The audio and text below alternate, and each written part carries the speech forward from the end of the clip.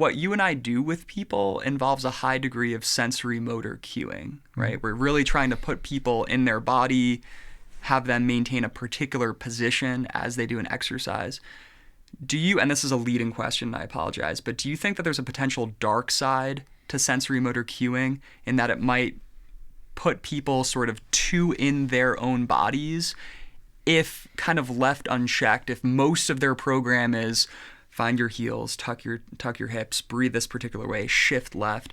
Do you find yourself needing to pull that out at certain times for certain people when you design programs? Does that question make sense?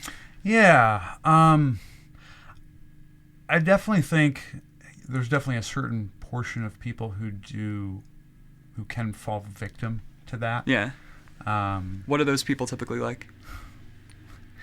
As I think I know what you're going to say, but I'm interested. Yeah, it's they're almost hyper aware of everything in a negative sense, and then that becomes their identity essentially. Yeah. I feel twisted. I feel torqued. It's the person who gives me the laundry list of anatomical terminology that they shouldn't know, but they know. Yeah. That can definitely be a problem because it's almost like when they get so in tune to their bodies, they kind of focus on the negative things. So with those people, a lot of it is education. It's, no, you do not have to tuck your hips with every step you take, every move you make. Because Zach's going to be watching you. Yeah. In the creepiest way possible. From a deep squat with a really long beard. Yes.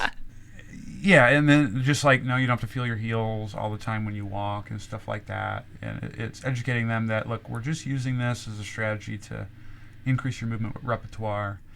And, yeah, I think if you can do that and frame the right mindset, that can potentially mitigate some of that.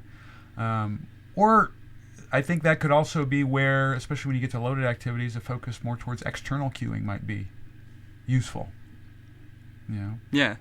I mean, I like that. I think something that Michelle Boland, Coach Bo, and I talk about frequently, shout out to Coach Bo, it is the need to have things in a program or in your life that just make you feel like, like just kind of like you're a strong, capable human that doesn't need to think him or herself into positions to be able to execute a task. Yeah.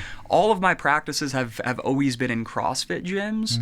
And I think that this is something that CrossFit gyms do incredibly well. And, no CrossFit gym is perfect, and I have my issues with the moves that are commonly prescribed, the over-reliance on barbells, but they do a really good job of getting people that, haven't been doing anything intense and getting them to not fear doing a hang snatch, doing a deadlift from the ground. And I think that's really impactful in a completely different way. Because I think people like you and I taken to one extreme sort of become those clinicians, those practitioners that, are really potentially propagating a lot of this like fear of movement. That's something I definitely think about as well, because I do get people who come to me and it's like they've learned similar things to me, but they think about it in such a negative way, like I have to fix this anterior tilt. Well, if you're standing against gravity, you're always going to have that because that's the norm. Yeah. There's a good podcast that Doug Kachijan did with Boo Schexenator. Yeah, track coach. Yep. Where you should always be exposing them to intensity. And in order to produce intensity or move fast, you can't think. And relaxation is paramount. And I think if there's one thing that's probably shifted this year, it's really appreciating that. But here's where I still think respecting biomechanics comes in.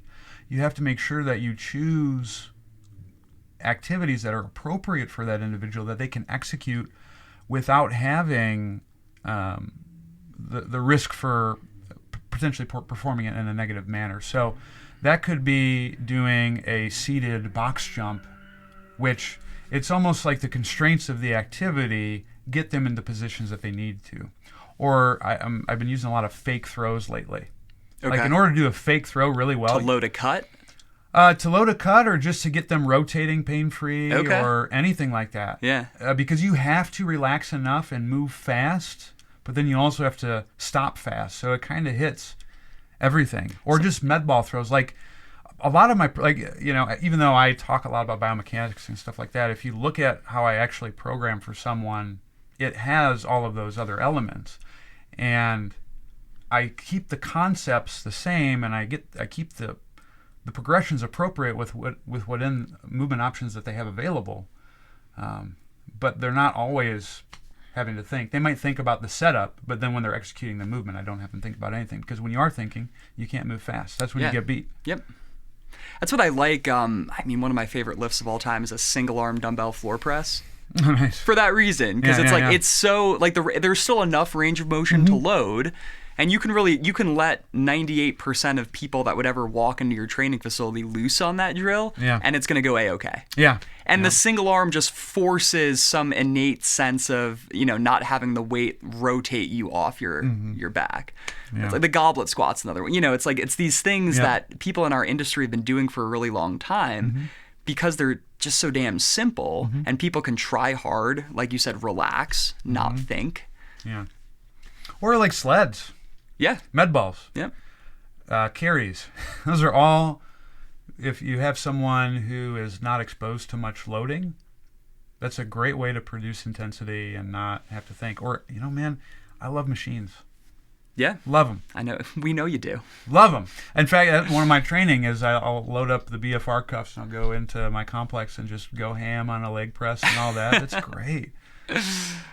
I look good for one day of the week, and that's my day for about 20 minutes. Got a sick leg pump. yeah, just the veins, all that. Busting out of your khakis. Exactly. Yeah, out of your chinos. Yes. Then they're Lulu, of course. #Lulu everything. 4-way stretch is important.